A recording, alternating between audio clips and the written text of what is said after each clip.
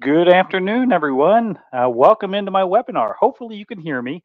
This is the first time I'm using this webinar kind of software, so you have to help me out. Throw something in the chat message if you can hear me talking, or if you're just seeing me kind of waving around and you're not hearing anything, let me know too.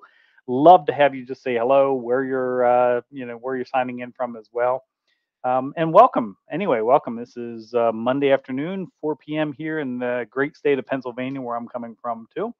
And we're going to go over, as you can see right here on the screen here. Hey, thank you, Dana. Appreciate that. We're going to talk about 25 blueprint reading terms you should know. So that's really what we're going to go over today. This is going to be a kind of a nice basic webinar, especially for those of you if you're brand new to reading some blueprints. This is just kind of some things you ought to know up front on that too. So anyway, if you want to get an idea of who I am, why I'm qualified, maybe tell you a thing or two about blueprints, let me just show you this. Let's see if I can make this thing work. Hey, I made it work. Look at that. So a little bit about me, if you don't know me, my name is Brad Hubbard. I've been in this great home building industry since way back in 1993. I joined the family home building business right out of college and spent about 25 years actively building about 1,000 homes in my career. And last couple years, I've been working with a home builder software company in addition to what I'm doing here, consulting with home builders all across North America. So I know a thing or two about home building, and hopefully you'll find that I can teach you a thing or two about blueprint reading too. So thank you so much for being part of this too. If you notice, I think down along the bottom of your screen, there's even little emojis and things you can make fly around and all kinds of stuff. Feel free, go wild on it. I want to put this to all the tests, so I'd like to see how things work as well and see if this is worth using too. There's also Q&A area down there. So anytime as we go through this, as I'm going through this, if you have any questions at all, I'll try to keep an eye down on Q&A if I can make sure I can find it again here too, and answer any questions as we move along too. And I think looks like I have to enable this, so I'm enabling Q&A too, but whether it's in there or in the chat, anytime it's what I try to do. All right. So cool. So this is the agenda we're doing. It's 25 blueprint terms defined. I know your mind is just exploding. You're going, I can't believe it. I can't believe that's what it's going to talk about, but that's what I'm going to do. In addition to what I'm going to do is just kind of go over the terms themselves. I'm also going to pull up a PDF of a set of blueprints I have with me. We're going to take a look at the definition and talk about where you might see this on blueprints as you interact with them too. All right. Key is again, I want some interaction from you. I can sit and talk to myself, as you can probably tell, for an hour with not much of a problem. But that's why I look for chats, some Q&A, those types of things as we go through. Please interact, emoji me up, all kinds of good stuff as we move along too. Real special shout out here as well to the folks at TK Home Design. They provided me with the blueprint that I'm going to be using here. I could have pulled one of my old ones, but I built a number of homes that were drawn by the folks at TK Home Design. So if you're out looking for new plans or anything like that, they're not paying me to say this. I'm just thankful. I'm appreciative that they gave me this to be able to use. So that's my ad for them, just for being so nice. All right, so let's just jump into this too. We'll kind of go down through. And I did about 5 different terms per page. And I'm going to try not to get you dizzy. I'm going to be going back and forth between the notes. We're going to pull up the plan, see if we can find these as we move along too. All right. First, let's get to it, is just what's known as a detail. And I know this will blow your mind too.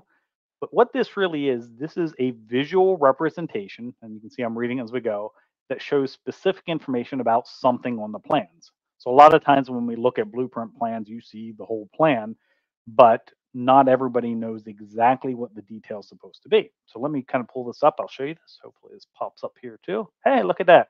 So here's a set of plans. So let me do this and go in here. Come on up. I thought I had a little hand on here to move it around here too.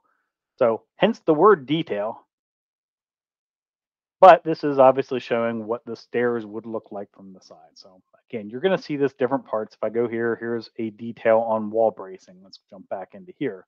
Again, looking from the top. So again, pretty basic on this too, but I wanted you to know that if someone talks about a specific detail on the plan, it usually means something very specific. So I'm going to back out of this here. I think if I go back up to page level, you can find details on a bunch of the different pages. So over here's some more. And we'll be looking at some of these details as we go through this class too.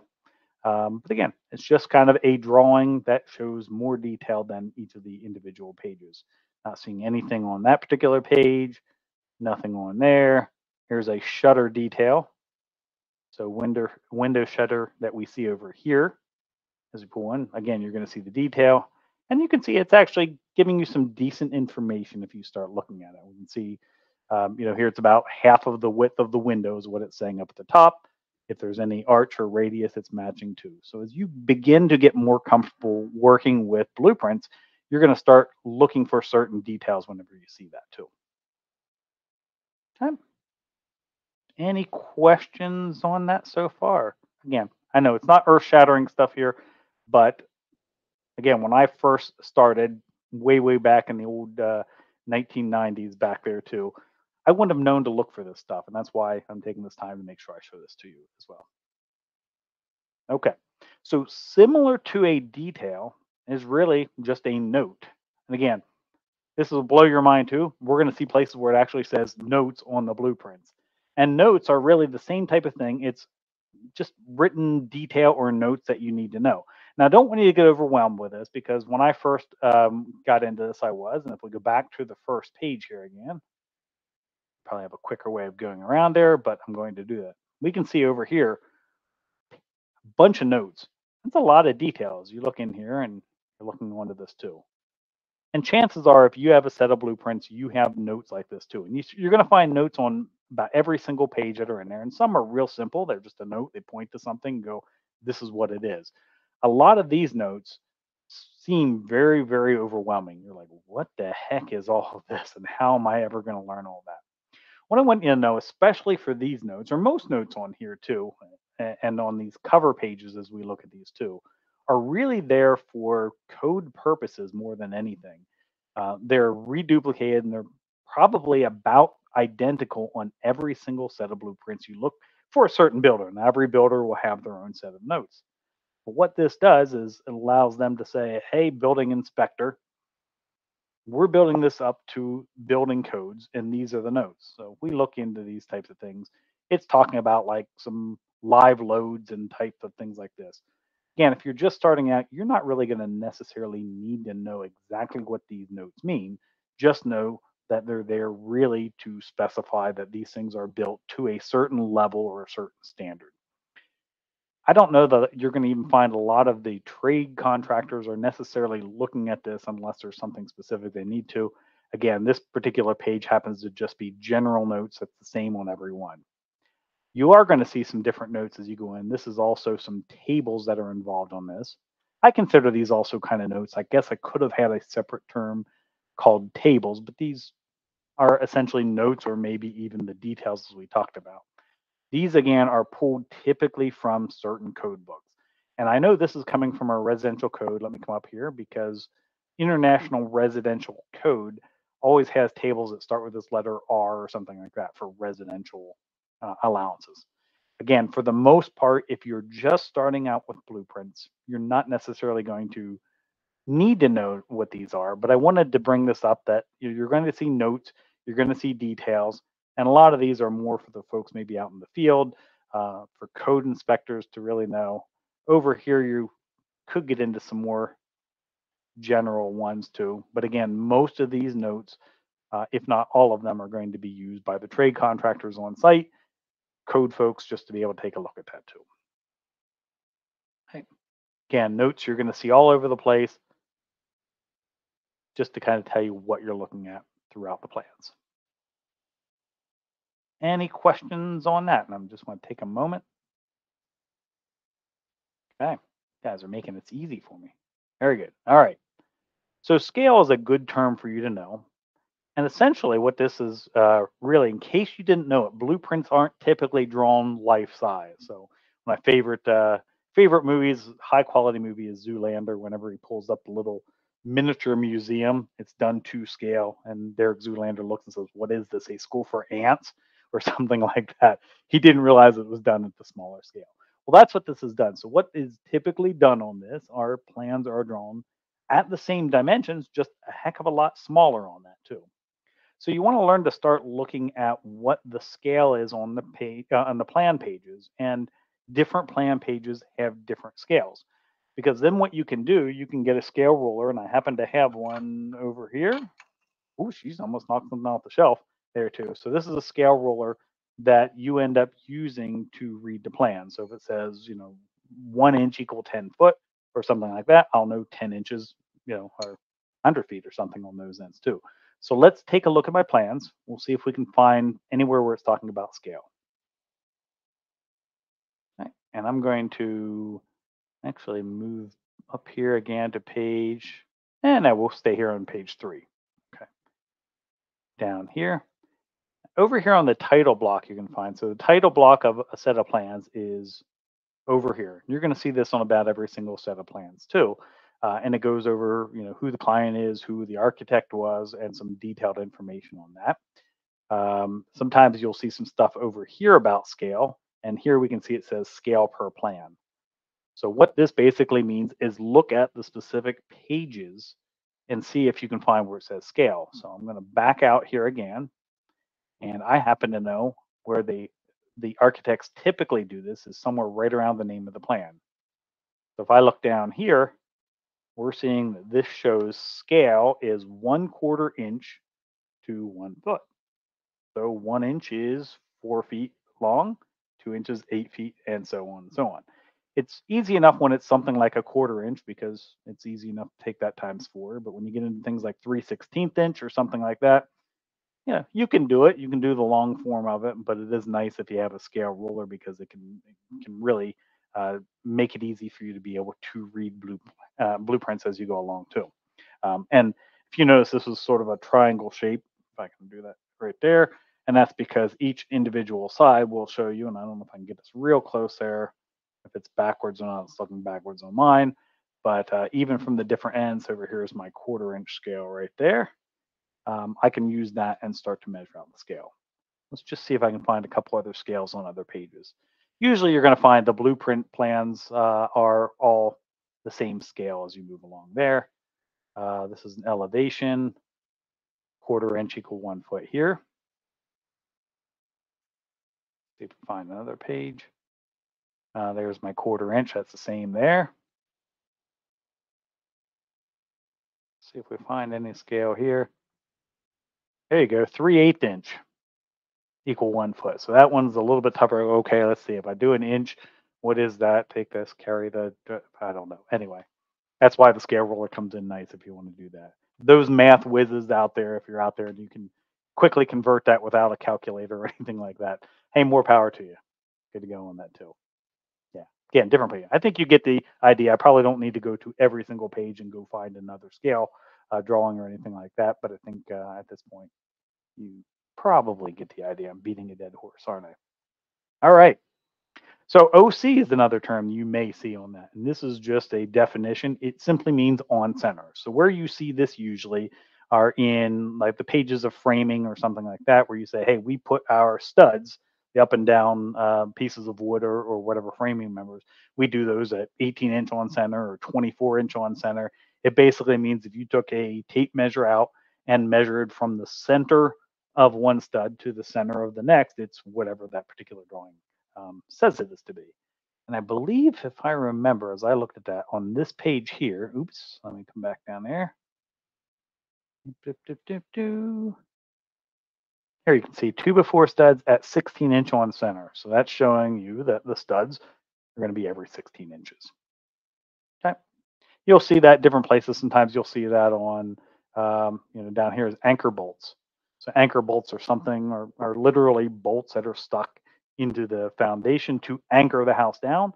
Here they need to be put 4 foot on center. If I go up here, I know there's some trusses we're going to get into at 24 inches on center. So you're going to be able to find this OC determination on many pages throughout the plans. Oh, wait. Any questions so far? Okay, I think I put everybody to sleep. All right, I'm not even seeing emojis out there. Come on, people. All right, let me get back here to the page level as well. All right, we're going to jump over to the next one too. Square foot. I think most everybody that kind of works in home building understands square foot is the size of a house typically, or a room, or something on that end. So think back to your geometry class back in high school. Length times width gives you area on that too. Most of the time on blueprints, you're going to find that as a representation of maybe the livable area, the overall area of the house, or square foot area of the house on that too. On here, we're going to find this. I believe we find this up on back up here. I think those arrows change on me. Oop, SF. Oh, hey, potential spam is calling. Sorry, folks. So here I can see this is first floor is 1,361 square feet for this particular house, and total area is 1,365 1 square foot as well. So most of the time you'll see that at least on the blueprints for the overall house or the overall plan of the page you're on. Occasionally, you may see that in a certain room, or someone wants to know how big is the great room or something like that. You can go in, and again, if I want to do this walk-in closet here, I could take 6 foot 8.5 by 4 foot 10, figure out the square foot of the walk-in closet. Now that comes into play a lot of times, especially when you're ordering carpet or vinyl or tile or hardwood or something like that. You need to figure out the square foot of a certain. Super simple terms, but ones that you really want to know if you're just starting out to go ahead and look at blueprints too. Any questions on the first five at this point? Do they shock anybody with anything? All right, you guys are a quiet bunch. Quiet bunch. All right, so let's look at. I thought it'd be nice to just look at main pages, and these are terms you should know because a lot of times, if you work with trades, you work with customers or something, but mostly trades or building permit folks, they may refer to a certain page. Again, pretty straightforward on these. The floor plans are the individual floors of the house. Now, when you're looking at blueprints, you're looking at kind of like on a dollhouse. You take off the roof and you're looking from above, looking down. So for my set of plans, we know this here is my first floor plan. So that's what I call, my different floor plan pages on this too. And we knew this was just a single floor house. We know it's 1,361 square foot as we went through that. So if I just come in a little bit closer, you get an idea of the floor plan views right here. You can see the different rooms that are in the standard house: kitchen, dining, great room, master, bedroom 2, bedroom 3, foyer, and garage. If I had a second floor, I would see the second floor page as its own separate page too. Foundation is really the layout of the basement or foundation. So depending on where you build throughout the U.S., you may not call a foundation or a basement at all. But essentially, the foundation, think of it as the word itself, is what the house is built on. So if I go down to my next page down here, oops, nope, I think that's back here, isn't it? Here we go. This is my foundation plan. And we see it says foundation plan down here at the bottom. Just like above, now I've taken the first floor off and I'm looking down to that foundation. This happens to be a full basement. So it is kind of a basement you can walk into. You may have different types of basements, from a crawl space to a slab foundation that has nothing there but concrete. This happens to be a full foundation that goes the whole way down. Now you might wonder, how do I necessarily know this is a full basement just by looking at this particular page? We're going to be looking at another page coming up here shortly that's going to show you that. And as we get into reading blueprints a little bit more, you're going to find different notes that are pointing to things are going to tell you that this is in fact a full height basement. Not necessarily going into that today because we're just going over main, basic terms on this, but I wanted you to know that it is in there too. And if we have time and you have questions, I can go ahead and show that to you. Okay. The elevations are really just the exterior views of the house from all sides, typically, and that's how you want to be able to see that. So if you're standing outside the house, once it is built, you get an idea of what it's going to look like from all sides. And let me get back here to the page level. Back down here, a page as well. So here we can see the front of the house. Okay, right.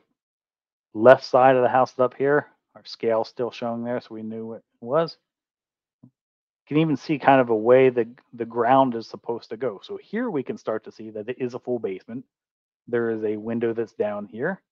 So we know someone's going to be able to look out from that too. So it's a walkout basement for those of you who are able to do that. Let's go down to the next page. Here's the right side now. Jump to the other side of the house. It's like the ground's a little more level over here.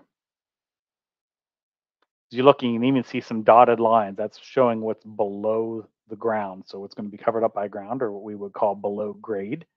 That's the dotted line. So you can see again, there is a basement level one here. And if I come way down here, here's the back of the house. So again, we're getting an idea of what the ground is going to look like coming around here. So obviously the back left corner of this particular house is what we would call exposed because the ground is going down through there. Elevations, all different sides of the house. Back into here too.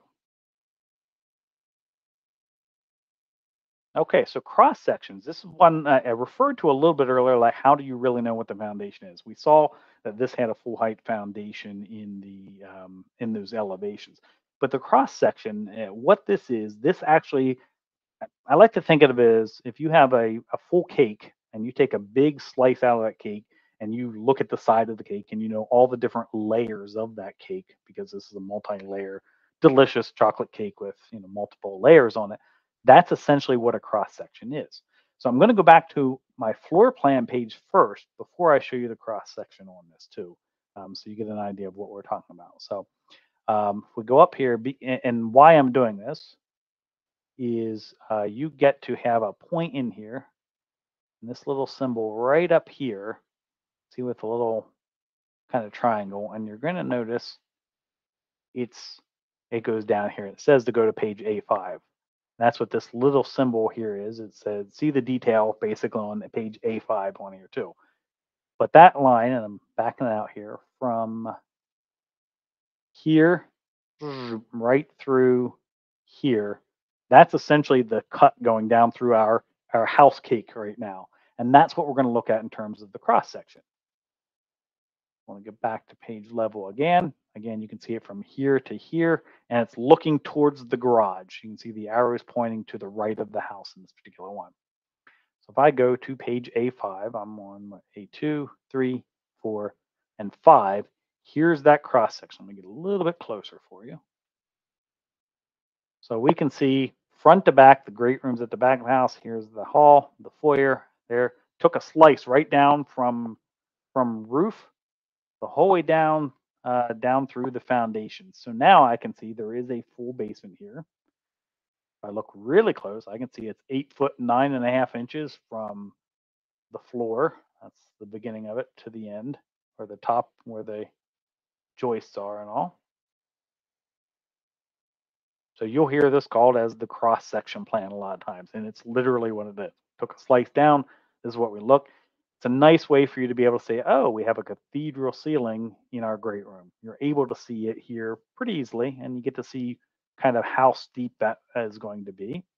Gives you an idea how steep the roof will be if you're looking from the side, and we'll talk a little bit about that steepness here in a little bit later during the class. But it gives you just a kind of a real nice look to give you an idea of what the height of the floors are. Again, we can look into here and say, okay, now I have what 9 foot ceilings here, or 9 foot walls here. So if you ever want to have a real quick picture, you want to wow someone, get to know the cross section, get to know the notes, because the notes will tell you a lot of stuff on this particular page too. The more you get to learn this, the more you get to read it, the more fantastic you'll be. Okay, so that's the cross section.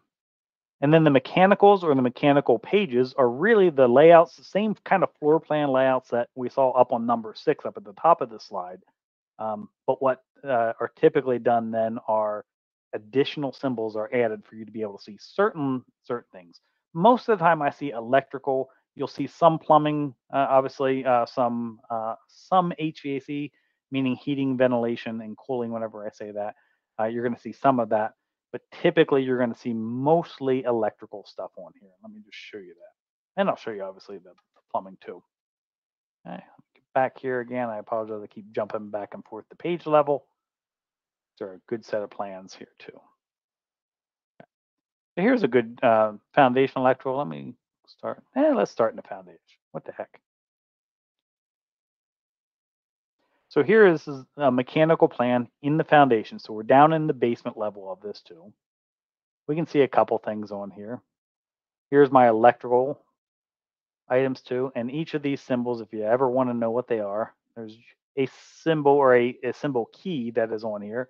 So I can look over here and find like, oh, that is a, let's see if we can find this certain light that's over here too. It'll tell you it's a light. We'll see switches here, a little S on it with a line through it. You'll see outside outlets here. This means waterproof GFI outlet. Again, I know this isn't a mechanical plan reading class, but I wanted to give you kind of an idea on what these are. Smoke detectors are shown on here, SD for smoke detectors. We're able to see where the furnace is planned to be. This is a light on a pool chain. There's a floor drain, a water heater, air conditioning unit, all kinds of good stuff on that. Here we can see something about plumbing. We're going to jump back to this a little bit later. This will give you a really good idea, at least in the basement where a lot of things are. And what's really nice about this plan are they actually even have things like where's the main water line coming into the house, how's it going to be set up to get the water meter and those types of things. It actually shows on this. A lot of plans don't necessarily show that because it really depends on where that comes into the house. But this one's nice way, and the folks at TK I think did a really nice job with this. First floor, you're seeing pretty much the same thing. Now we're looking at some recessed lights in here. Again, we're able to see these items where the switches are. And I want you to pay attention to the switches because that does come into play later, especially if you're ever reviewing plans with a home buyer or something ahead of time. If you keep your eye open for this in addition to something else in the future that we're going to be talking about during this class, you can head off some problems that happen during construction. So, and what I mean by that is you just happen to notice here's where the switch is. If you notice this door coming in here, and we're going to talk about door swing in a little bit, but if you pay attention on the mechanical pages, occasionally as customers make changes, doors change or something like that. Maybe this door, for whatever reason, swung the other way. I don't know. And we're going to talk about door swing on that too. Originally, and your switch was over here, or maybe it was a pocket door or something like before, and your switch was here. If no one would have changed that switch, you can imagine how much fun it would be taking a call from the homeowner whenever they said, "Hey, the switch is the whole way behind my door. I can't get there." Chances are you're not going to leave it there. You're going to have to spend some money to go fix that. So keep in mind where switches are in relation to doors, because as you go through and start to review these plans, they're just things you can be able to pick out. Someone says, "Well, how do I know if I can turn the switch on at one end of the hall or not?" If you just follow these lines, and you can see this actually has, let me get closer here. This has a 4 on it here. So that's a four-way switch is what that means. I'm going a little bit into the weeds on this. I apologize. But so this switch goes to this light, and if we keep following the chain, it goes over here to a second light.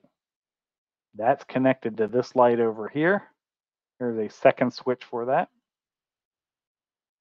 and goes over to a third switch. So this particular lighting element has 3 switches on it. It has an S4 on it, and you might wonder why is it 4 if there's only 3 switches. It has to do with the on and off. Again, I'm not going to go into that because that's a completely different class, but I wanted you to kind of keep that in mind.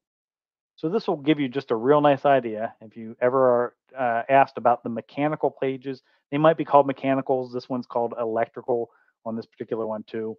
Occasionally you might see a heating and cooling or an HVAC layout and a plumbing layout. It really depends on your particular set of plans. But just know that from the mechanical pages, that's what we're talking about too. How we doing? Hey man, I'm through only 10 and we're halfway through this as well. So any questions out there? Let me just take a peek. No, you guys are like, all right, you guys are getting good on this. All right, so now we're getting a little bit more detailed than you might not necessarily recognize right away. And these are just a couple other terms that come into play. So the fire separation, it's basically a set of construction practices that happen that you put into place for those areas where fires are more prone to happen. So you're going to see these a lot of times between the garages and the houses. So the car's in the garage, the car happens to catch on fire, then you want to protect as much as you can the people who live inside the house. Occasionally, you'll see this if you have like no foundation. Let's say you have a slab foundation and you have a furnace room up on the first floor. If it's a gas furnace and there's a gas line in there, There's always the chance, hopefully, that nothing will happen. But if there is the chance that it can happen, you want to have additional construction practices so you don't have to worry about that. So let me jump back up here to page one, and I'll show you where I found it on this one.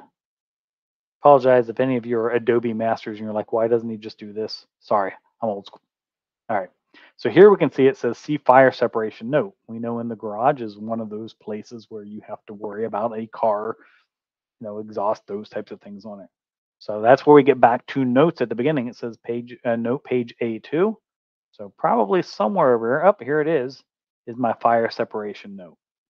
Again, not necessarily that you need to know this if you're just starting out with blueprints, but you can start to see how the notes come into play with certain details on the plan. And that's why I kind of wanted to go over the real general note first, come back a little bit later whenever we saw something. So this is just basically saying there's a certain type of drywall that happens in here. It's a little thicker drywall, helps with the fire rating. Probably talks, I didn't even look at the detail note in here. It may even talk about a fire separation door, a special fire door from the garage into the house. Again, just to slow anything that could happen on that too. Okay, so fire separation on there. So we saw in the cross section ceiling lines, if you look at the regular floor plan lines too, if you look for some dotted lines, these will tell you special ceilings and other things you may want to know. We saw in that cross section, if you remember, we saw that there was a cathedral ceiling in the great room, if you remember. So if we look closer here, we actually see these dotted lines. This will show you the way it's going, basically coming up to that triangle. This line right here is the center of that triangle, and I hope the little hand is showing up on your screen enough, and maybe I should do that in some type of red or something. But this will show you kind of the top of that cathedral ceiling, and then even if you see over here, this is where it ends. So it goes back to a standard 9-foot ceiling over here. When you get right outside the kitchen in this case, you go here, then all of a sudden it goes cathedral on that too. So we can see that. We're going to talk a little bit about pitch on here in a few slides or in a slide or two. But if we go back to that cross section, where am I over here? This is what we're talking about. So that one line down the middle, that was the top of it, sloped up that way, sloped up that way. So look around because, and here you can even see it from the outside on what it's going to do there too. But if you know, continue to look around blueprints, you're going to just pick up on things like this as well. So you might see kind of a dotted line that goes around the perimeter of the room. That might be what's known as a tray ceiling and upside down that pops down at that certain particular place. So just keep an eye, get used to be looking at the plans, get used to just little notes, look for anything, notes with arrows pointed to them because it's going to tell you something too. And the more comfortable you get looking at it, the better you'll feel about explaining this to other people. All right. So headers, this is getting a little bit into the nitty gritty on it, but you're going to hear people talk about headers at points too. So the whole structure of a house has to be built in a way that any load, the house is heavy over time. And at times, if you're in an area like Pennsylvania when it snows, except for this year, snow weighs stuff.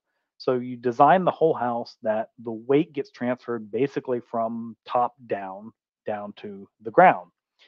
And over windows and doors, typically they do a break in the wall. You do a window. If this were a window right behind me, if you can see the whole thing, there you go. If that were a window, that's a break in the wall. And windows are typically made of glass. So you need to have a certain way that you're letting the weight distribute down. Well, over windows and doors, they do what's known as headers. So headers are typically, if you're a frame job and you do it with wood framing, it's a wood piece of wood that is wider than the windows itself and is set up to a certain specification that will take the weight out past the windows, down onto what's known as jack studs, and take you back down to the foundation, which ultimately takes you down to the ground. So you're going to find them over things like doors and windows. And where you'll see this, I think it's back here on one of those first detail pages. This will give you an idea.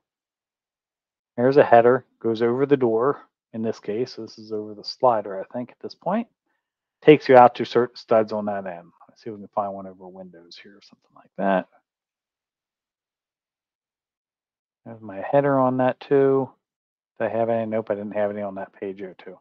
That's probably the best place to see that over here.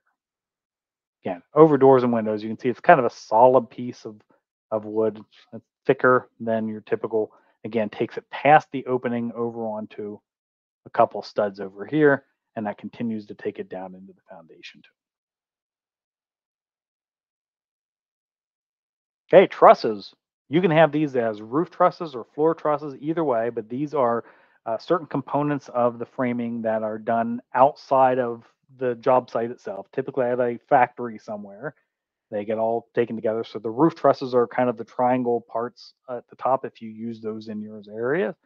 And roof trusses generally, or I'm sorry, excuse me, floor trusses then are specifically designed, brought on to go over a larger span, and we'll hit over into some certain areas. So let me just show you these.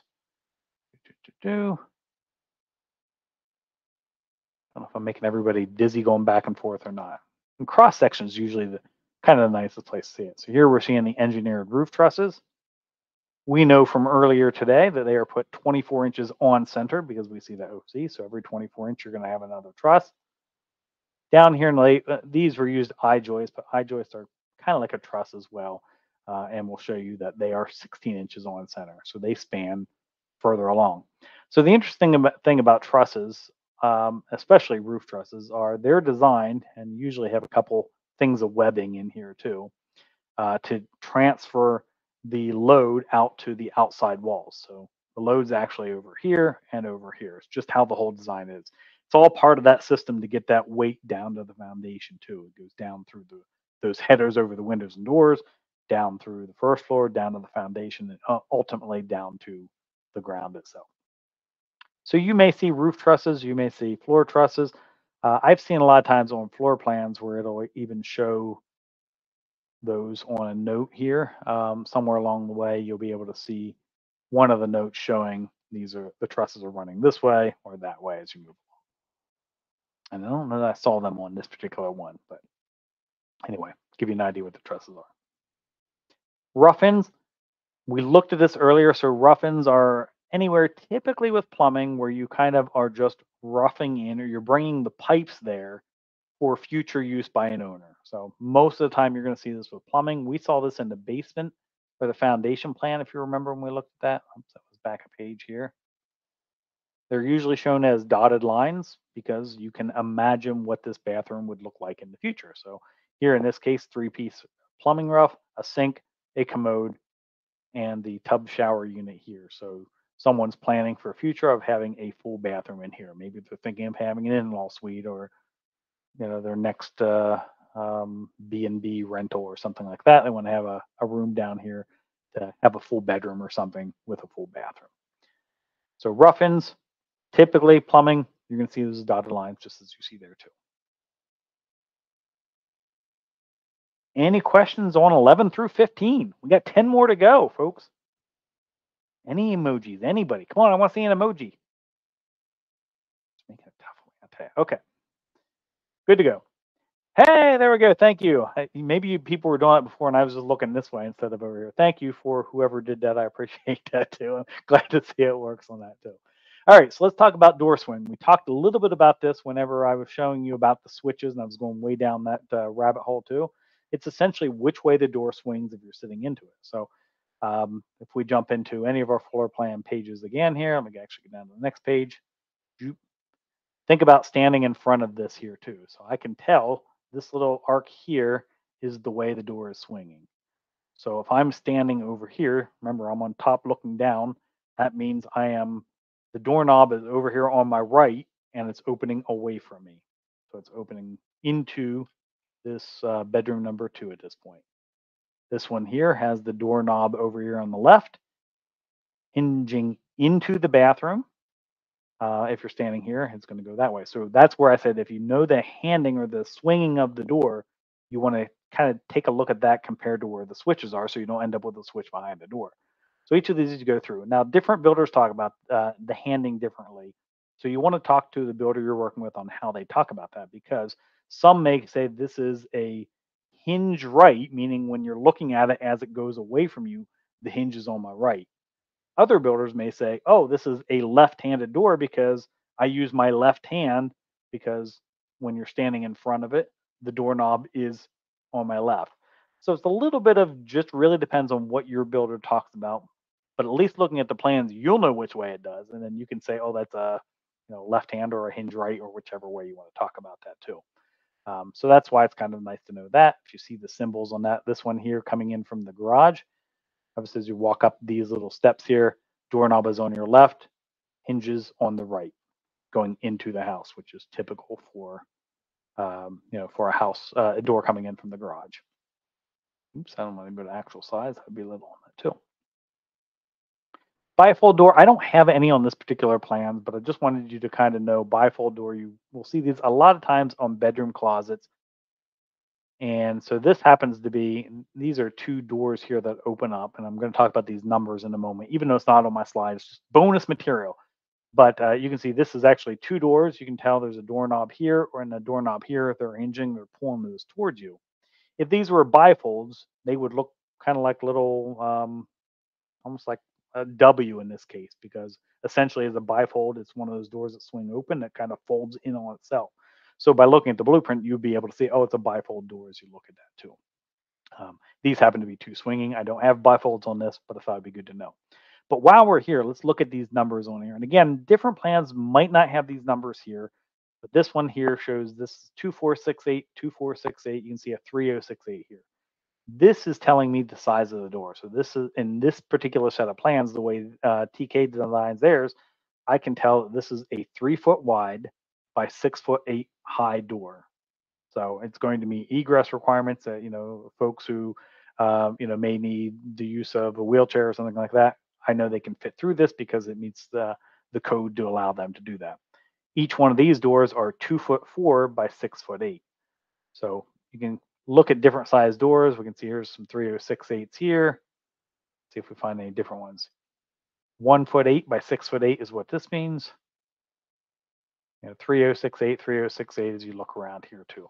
So even though these notes are in here, let me just scroll out here and see if they say any notes for doors and windows. Occasionally you'll see like a window and door schedule on here that'll say this is what the doors are, these are what the windows. Here's door and window locations, show the center of the wall.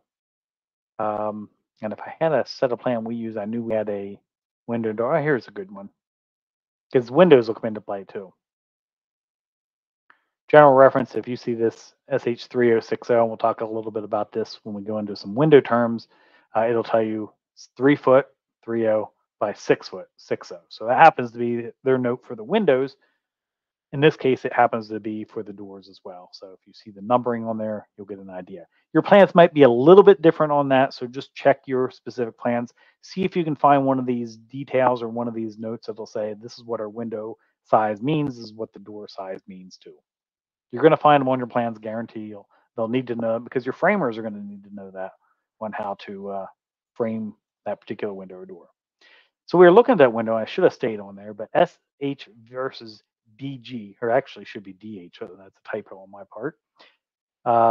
Coming back in here, what I'm talking about is like SH3060. Let's see if we can find it on our blueprint page too. Well, here's some SH. Here you can see six. That simply means single hung. So in window terminology, most of the time you have typical window. And if I go back to that other page where I was just showing up, where is it now? I can look at this. You have an upper half and a bottom half. Single hung means just the bottom half opens and closes. That's it. Top half is fixed. You can't do anything about it. It's there. Double hung means the bottom can go up and down, top can go down and up. So both are available. I think most builders these days, and that might be stretching it coming from me, say that are using single hung these days, but we do have builders, we use double hungs for years as we built too. So you're going to be able to see single hung versus, and that should say double hung. That's going to bother me now till I do that, but I'm not going to change it now too. On my particular plan, I had a couple that had the FXD on it. That was just simply it's a fixed window. It doesn't open at all. Tempered glass, though, is important to know too. It's really, if you know anything on glass itself, It's that special type of glass that you'll see on the windshields of your car. Something smashes, it goes into a million little pieces instead of big, sharp shards that will, cut you in half or something like that, which no one wants. So you're typically going to see these notes at places like bathrooms, um, places where, if it did end up breaking out here, hang on a second. Shoop, shoop, shoop. Let's see if we can find any that show um, tempered glass back here. Slider doors, places where if you accidentally tripped, it would be easy for you to go through some glass. And if it weren't tempered, that could be extra deadly dangerous to you. So you're going to find tempered glass here. You're going to find tempered glass a lot of times on mirrors over bathroom sinks. Shower doors are that way too. A lot of times, certain ones behind doors where doorknobs could swing into it, you're going to see those are required to be tempered at times too.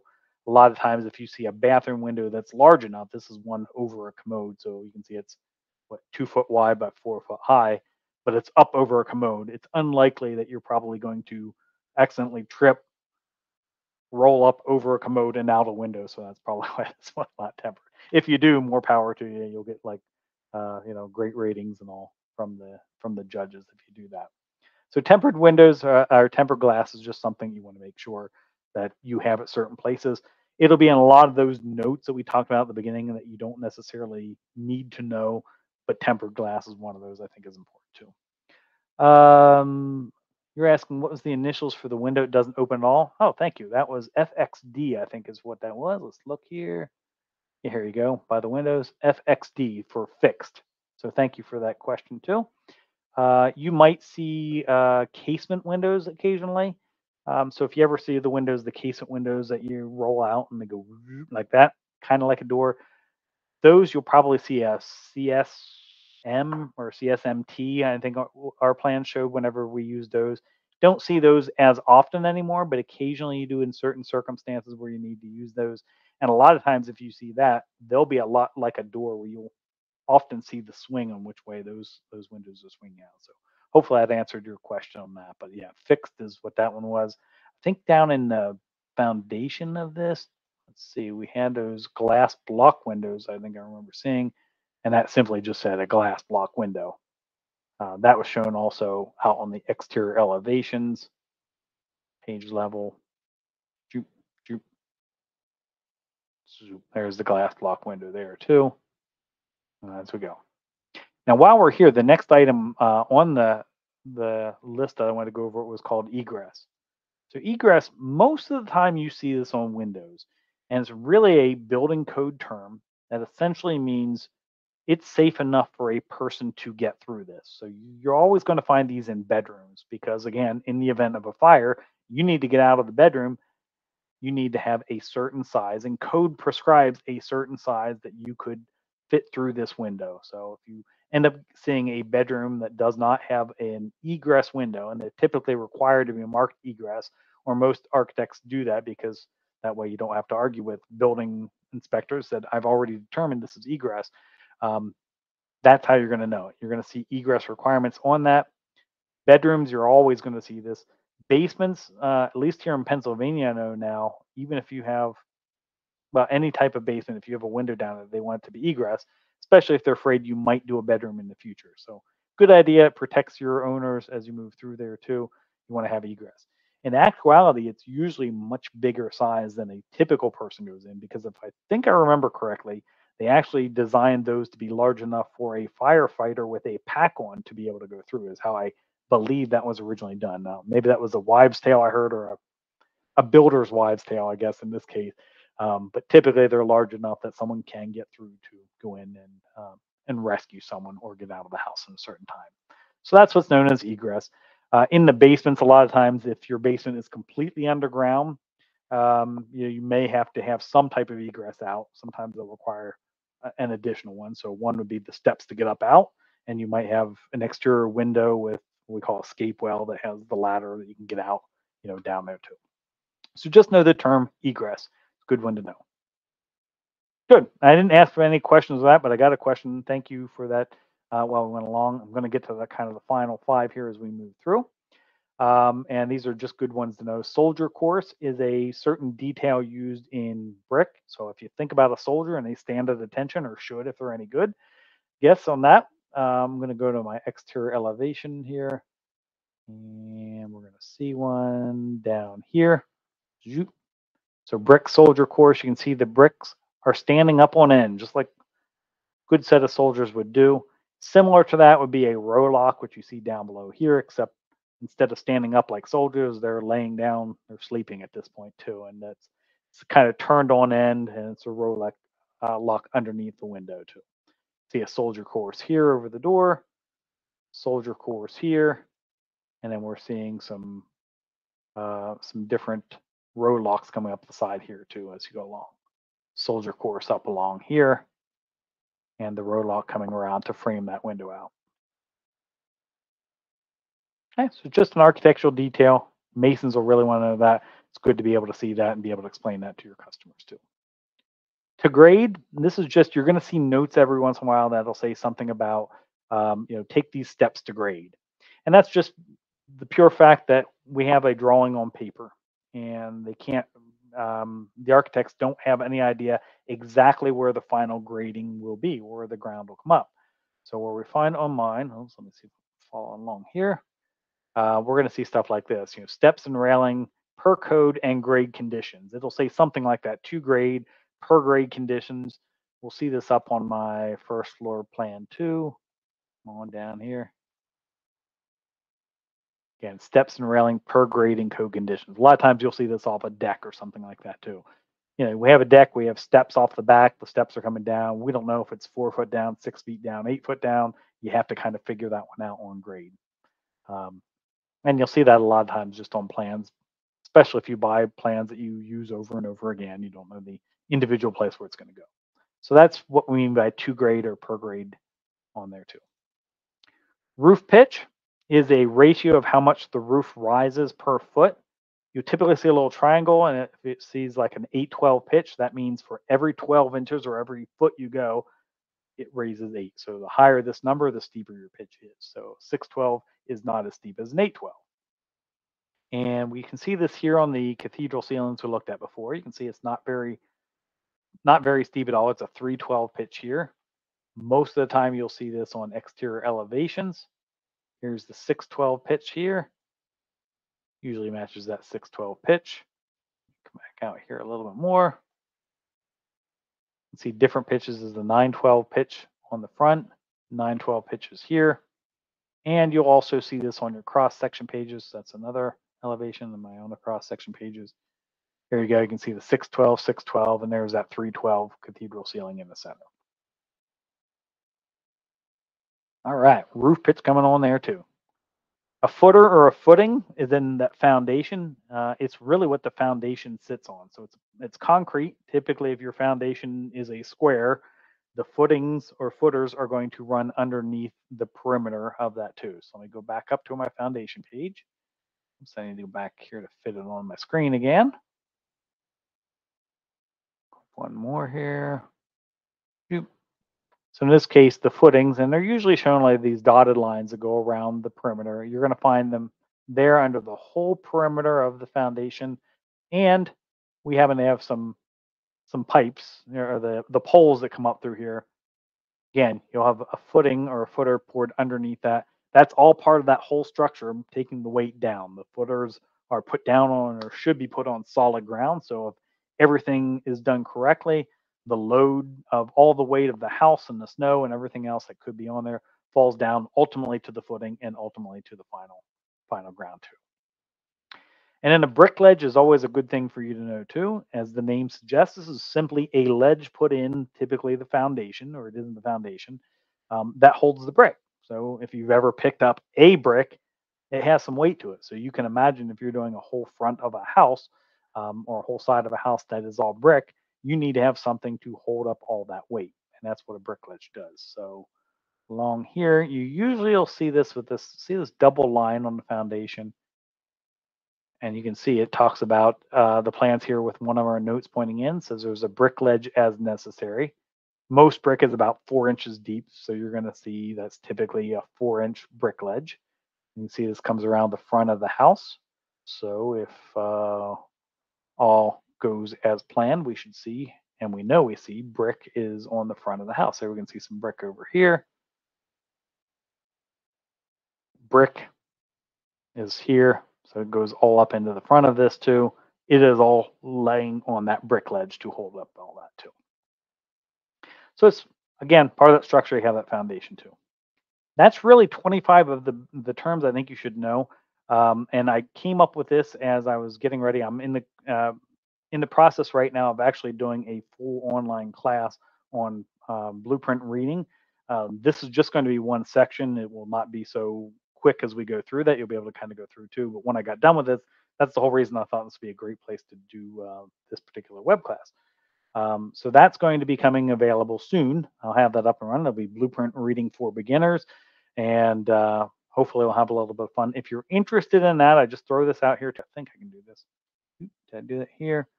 There's a link you can go. It's kind of pre-release out there for it now, so you can always register now, so you're ready to go if you want to take that class. I think the pre-release, there was a little code on there that is RELEA 50. That's the code that you can use for a discount code if you decide you want to do that. But more or less, I just wanted to make sure you had that information out there. As we kind of come to the end, we're almost right up the top of the hour too. I just want to let this open for any questions you have, even if it's something I didn't go over today. You go, man, I really wish he would have said this. I want to make sure you have time to ask those questions, or if there's anything I kind of breezed through and it didn't make sense, please let me know on that too, because I want to make sure you get some value out of this.